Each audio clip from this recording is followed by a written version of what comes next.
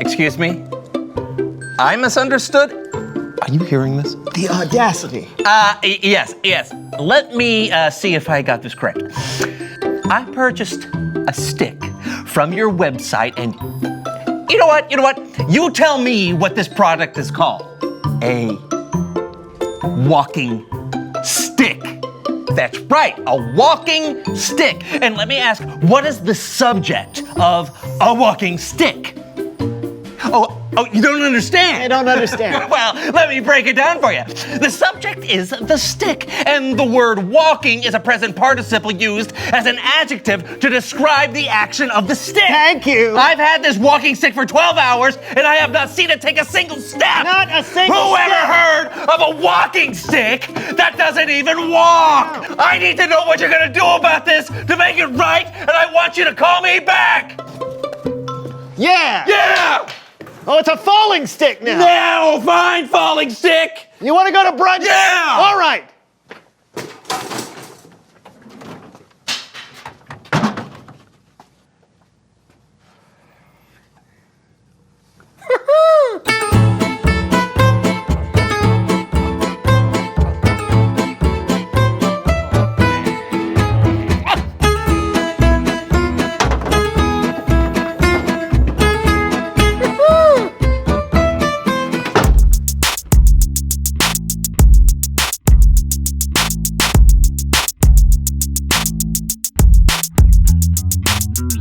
Weasel. Weasel. Weasel was his nickname. Yeah, that's right. Hello, everyone. I'm Brandon. I'm John. And welcome to The So-and-So Show. Well, John, it's been a fun month. Yeah. We've been learning all about kindness. Yes, and we've learned a lot about hiking in the great outdoors. That's right. I'd like to think that we've become a couple of experts. Indeed. And when you become a couple of self-proclaimed experts, you have to share that knowledge. Absolutely. So that's why we're starting a podcast. No, we're not. No, we're not starting a podcast. I mean, we have our own show, so we can just take the next few minutes and tell everyone what we've learned. Yeah. Why don't you go get your camping supplies, and I will go get mine. Perfect.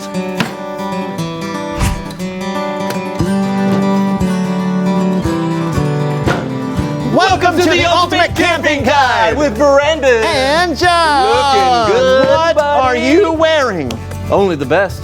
You're in a tuxedo. Yeah, with designer hiking boots. I don't know about that. Why don't you show the rest of us in here what you brought in your camping starter kit? Starter set. Yeah, I assume you have more than just that.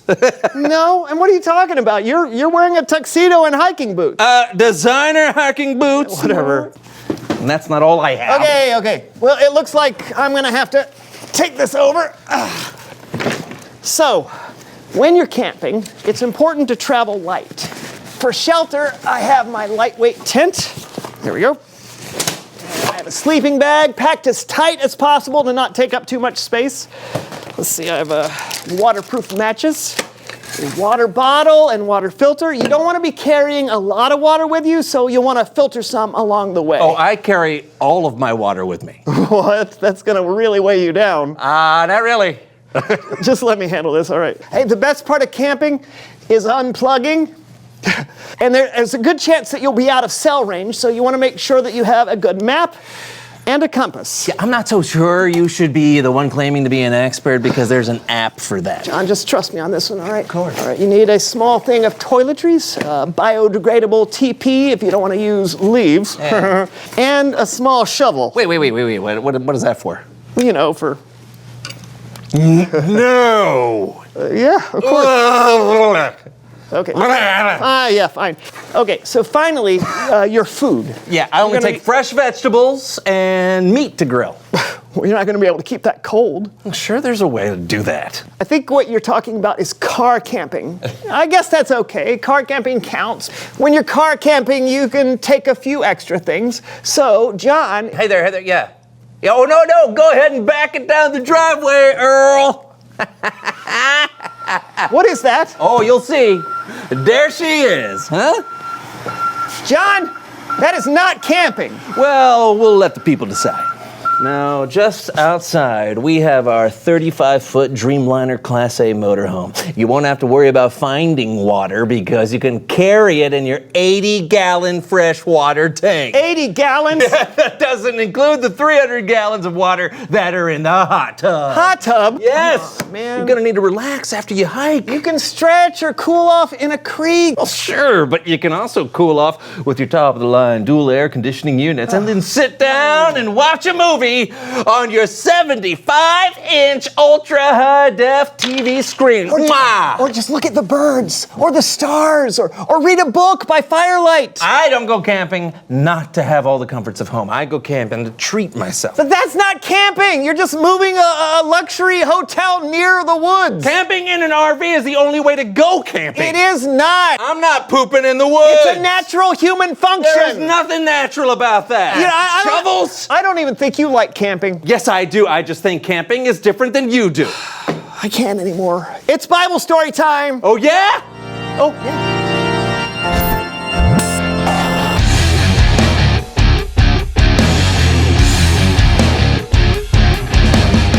Hey fellas, how's it going?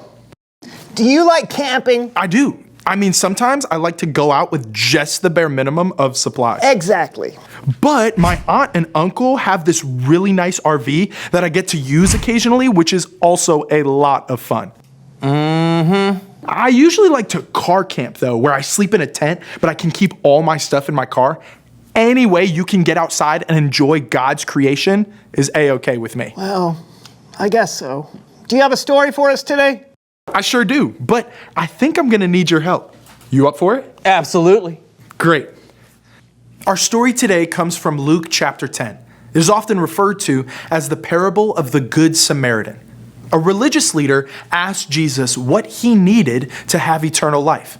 Jesus asked the man what the scripture said, and the man replied with 2 verses.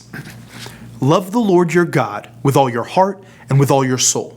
Love him with all your strength and with all your mind. And love your neighbor as you love yourself.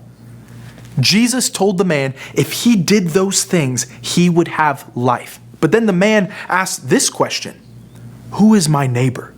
And Jesus responded with this story. There was a man traveling down from Jerusalem to Jericho. Now, the road from Jerusalem to Jericho had a reputation for being extremely dangerous.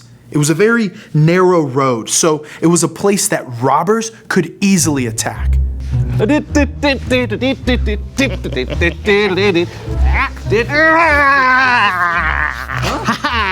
Give me all your money. Wait. What? We're gonna do this the hard way, huh? Yeah. Ow!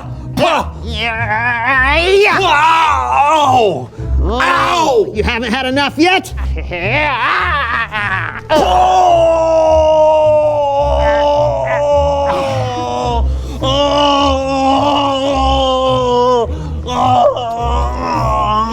Please stop!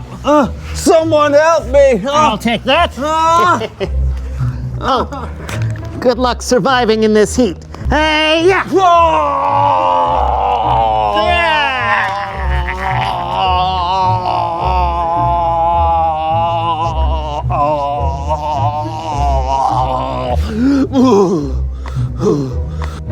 Oh, somebody! I'm going to die! Robbers had come and stolen from the man and beat him up and left him to die.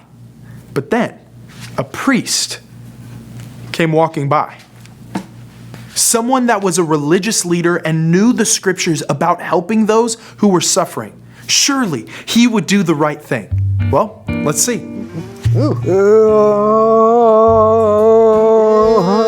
Yeah. Stop making that horrible noise.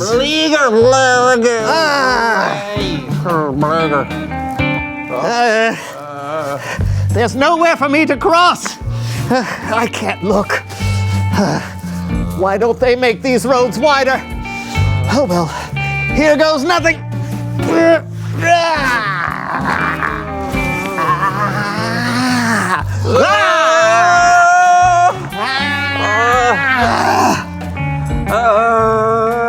Gross. I don't know if it was quite that dramatic, but in the story, the priest did not help the man. But up next was a Levite. He probably knew a lot of the scriptures. The priest didn't help, but surely the Levite would. Nope.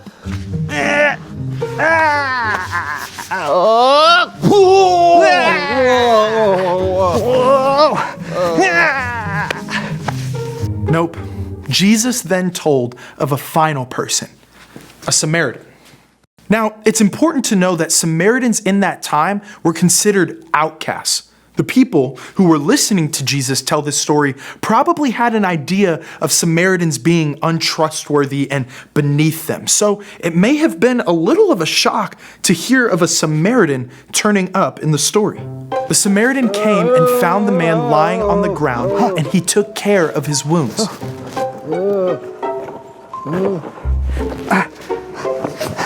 Here you go, friend.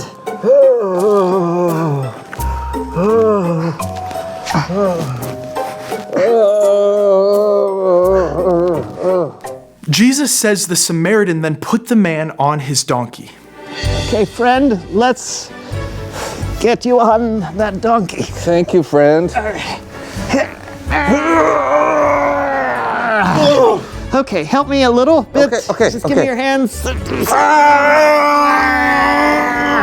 Okay. Okay, the donkey's got me. Here we go. Here we go. Oh! The pain! The agony! Alley-oop.